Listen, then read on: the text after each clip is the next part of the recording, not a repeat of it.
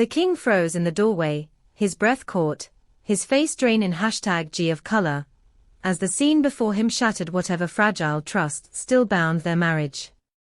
It wasn't in a hotel, nor a secret hideaway, but inside the very walls of the royal palace, in the sanctity of their private royal suite. There, sprawled across the bed meant #only for a king and queen, was Camilla, and another man. According to insiders, the discovery was nothing short of a royal earthquake. Vieux Charles, returning unexpectedly from a late-night meeting, had intended to quietly join his wife in their #shared quarters. Instead, he was met with muffled laughter and the unmistakable sound of hushed voices, one of them belonging to Camilla, the other deep, unfamiliar, and male. Curiosity turned to disbelief as he pushed the ornate door open, revealing a tableau that would sear itself into his memory forever. #E man, described as distinguished, tall, and far too comfortable in royal surroundings, reportedly leapt from the bed in panic, hastily gathering clothes while avoiding the king's searing gaze. Camilla, momentarily stunned, scrambled to explain herself, her words tumbling over any and other, but Charles wasn't listening. Witnesses claim his expression was not one of rage, but of utter devastation, the look of a man who'd just watched his marriage collapse in an instant. What stunned palace aides even more was the location of the betrayal. The royal suite, steeped in tradition and privacy, is one of the most closely guarded areas of the palace.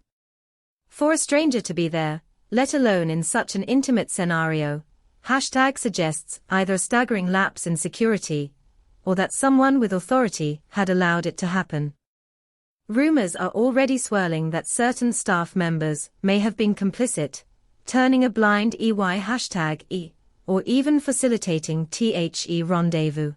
As news of the incident began to circulate in hushed tones through the palace corridors, the atmosphere shifted. Guards were reassigned, senior aides called for emergency meetings, and an internal review of security protocols was quietly launched. Meanwhile, Charles retreated into isolation, reportedly locking himself in a private study for hours, emerging only to order that Camilla's access to certain areas of the palace be restricted.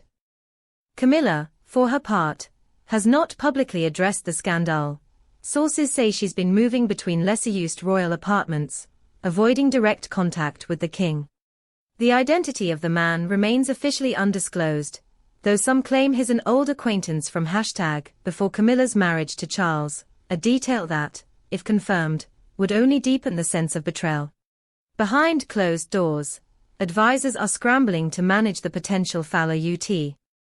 The optics of the Queen Consort's alleged infidelity, especially within the royal residence, could ignite public outrage and trigger a wave of media scrutiny the monarchy has been desperately trying to avoid. Some fear the scandal could even destabilize the king's reign, painting him as a leader unable to control even the sanctity of his own household. For now, the palace maintains a stony silence, refusing to confirm or deny the events of that night. But among those who witnessed the king's ashen face as he exited the royal suite, there is no doubt, something irreversible happened behind that guided door. And as whispers grow louder, one question consumes the court. Is this the beginning of the end for the royal marriage? Or will the monarchy attempt to bury